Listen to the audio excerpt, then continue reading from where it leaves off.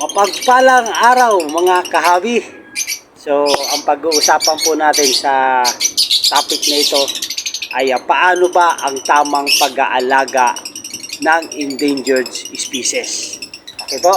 Kasi marami tayo sa atin mga kahabi, lalo-lalo na sa mga baguhan na wala po silang knowledge or kaalaman patungkol po sa ganitong pag-aalaga ng endangered species.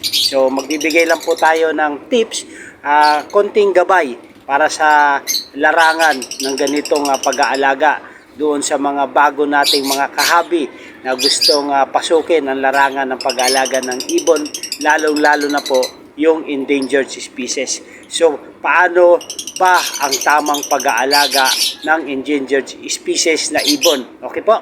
Marami po mga endangered species pero ang pag-uusapan natin mga kahabi ay patungkol lang sa ibon. Dahil ang content, ang topic natin ay patungkol po sa ibon lamang. Okay po mga kahabi? Hope magusto ito yung ating pag-uusapan ngayon. At kung bagong viewers ka sa channel na ito, ay humingi ako ng favor. Please subscribe my YouTube channel, Olen Aviary at iba pa. Okay po?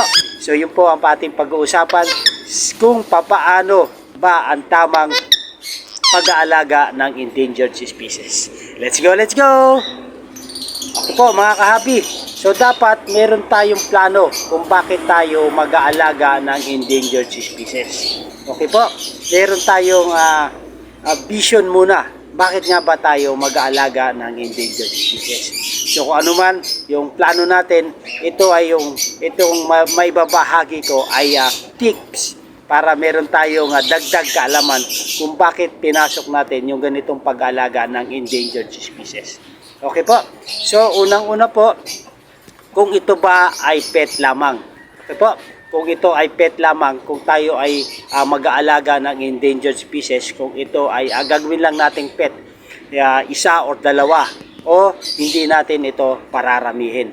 Yun po ang isa na kinukonsider natin na kaalaman kung ito ay pet lamang.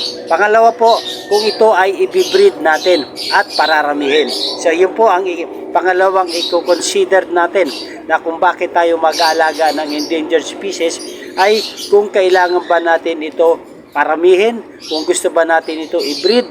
Ito po, yun po ay pangalawa nating i-considera.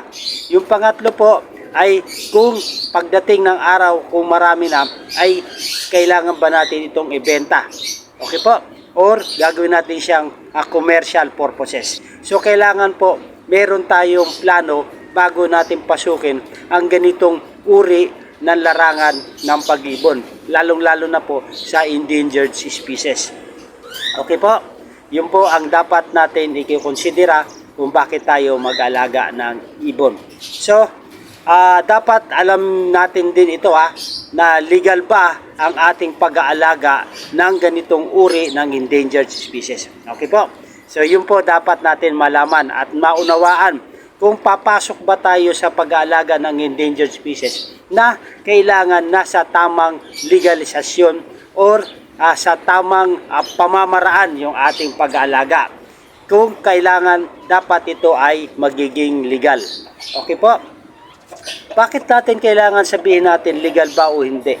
Dahil ayon po sa Wildlife Resources Conservation Protection Act, Republic Act 9147. Ito po ay batas na pinapaalam sa atin kung tayo ay mag-aalaga ng endangered species na galing po sa DNR na ang Republic Act 9147, an act providing for the conservation and protection of wildlife resources and their habitat, appropriating funds therefore for all other purposes. Ito po yung 9147 Republic Act ng DNR. So, kailangan po naka-align tayo dito. Dahil mahirap po mag-possess ng illegal species. Mahirap po mag-alaga ng hindi tayo nasusunod or sumusunod sa batas ng DNR ng duties and responsibilities, guidelines and policies. Dapat po naka-align tayo doon sa batas ng DNR dahil ang inaalagaan po natin ay endangered species. Okay po? Ang batas na nagpapatibay ng pananatili at pangangalaga ng wildlife o yung buhay ilang at sa kanilang mga tirahan.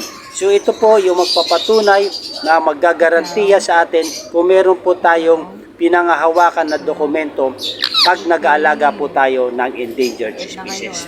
Okay po? So yun po ang dapat natin alam at dapat natin malaman ito. Okay po? Mag-research muna tayo kung paano ang mga hakbang or procedure sa ganitong uri ng larangan ng pag-iibon. Okay po? Ito po ay advice sa mga baguhan or sa mga datihan na hindi pa nalalaman yung proseso, yung tamang proseso kung paano nga ba ang tamang pag-aalaga ng endangered species. Okay po? So dapat alam din natin mga kahabi na alamin natin kung yung inaalaga natin ay CITES or non-CITES. Okay po? So para mayroon tayong idea na yung inaalagaan natin ay napapabilang pala sa CITES at sa non-CITES. Yung CITES po ay may meaning po yan. Convention International Trade Endangered Species. Yun po ibig sabihin ng CITES. Tapos kailangan pag pinasok natin yung ganitong larangan ng pag-ibon, dapat meron tayong lugar. Saan ba natin ito ilalagay? Meron tayong area. Okay po? At mayroon din tayong mga pangangailangan, materials sa mga cages, sa mga waterer, anything, perch. So kailangan i-include natin yan doon sa ating mga pangangailangan. At yung kailangan din, dapat alam natin na mayroon tayong oras para sa kanila. Okay po, sa ating pag-aalaga, bibigyan natin sila ng time. Dahil ang ating mga ibon na inaalagaan ay nakakulong po. So hindi sila makakakilos ng kanilang sarili lamang. So bagkos, ito ay ating bibigyan ng oras sila. Okay po mga kahabi.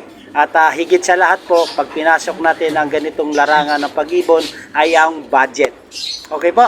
Sa pag-ibon po ay kailangan mayroon tayong budget para sa kanila. Lalong-lalo na kung nandun tayo sa stage ng kung anong level tayo. Kung ito ba ay pet, breed, or pagbebenta. So mamili po tayo kung saan tayo lulugar, kung ano yung pinaplano natin sa pag-alaga ng ibon. Lumapit ka rin. Ay kailangan mabigyan natin sila ng kaukulang budget. Okay po? So sa mga ganitong pamaraan ng kahabi ay hope meron tayong natutunan patungkol sa pag-aalaga o yung tamang pag-aalaga ng endangered species. Okay po mga kahabi. So kung meron po kayong katanungan patungkol sa DNR ay pwede po kayong sumangguni sa pinakamalapit sa inyong sentro or penro. Okay po, na malapit sa lugar ninyo. Yung sentro po, yung Community Environment and Natural Resources Office. Okay po, yung penro po, yung Provincial Environment and Natural Resources Office. Yung red naman po ay Regional Executive Director. So sa DENR po, Department of Environment and Natural Resources. So okay po, makipag-ugnayan po tayo kung sa kadagdagang kaalaman patungkol po sa legal na pag-aalaga ng mga endangered species. Okay po mga kahabi, so ito lang po muna yung ating maisishare sa bahagi sa mga baguhan natin na gustong pasukin ang larangan ng pag-ibon kung paano ba ang tamang pag-alaga ng endangered species. Okay po? Meron tayong may natutunan. Kahit ako, gusto ko laging ina-apply itong mga aking ibinabahagi sa inyo para laging nare-refresh sa akin. Lalong-lalo na po yung Republic Act 9147, yung Wildlife Resources and Conservation and Protection Act. Ito po, yung pangangalaga natin, ito ay batas po na dapat natin sundin para pag mayroong dumating inspection sa lugar natin, ay meron po tayong documentation na ipapakita sa kanila na yung pag-aalaga natin ay legal po. Okay po, mahirap po yung illegal possession at yung possession of illegal species. So medyo questionable po yan pag tayo ay nadalaw ng DANR. Okay po mga kahabi, mayroon tayong natutunan kahit sa maliit na pamaraan ay ating ibahagi sa ating mga kahabi. Maraming pong salamat. Okay po mga kahabi, kung nagustuhan itong video na to ay humingi ako ng favor. Please subscribe my YouTube channel, Olen Aviary at iba pa. At paki-like naman po ang ating mga video para ma-aware ang ating mga kahabi at pa-share kung nais niyo. At kung gusto niyo magpatuloy sa ganitong panonood ng mga topic regarding po sa mag-ibon, ay paki-hit po yung notification bell para ma-update po tayo sa mga bagong i-upload natin sa Buhay Mag-ibon. Okay po, maraming po salamat. Maganda ang buhay pag may alagang ibon sa ating bahay.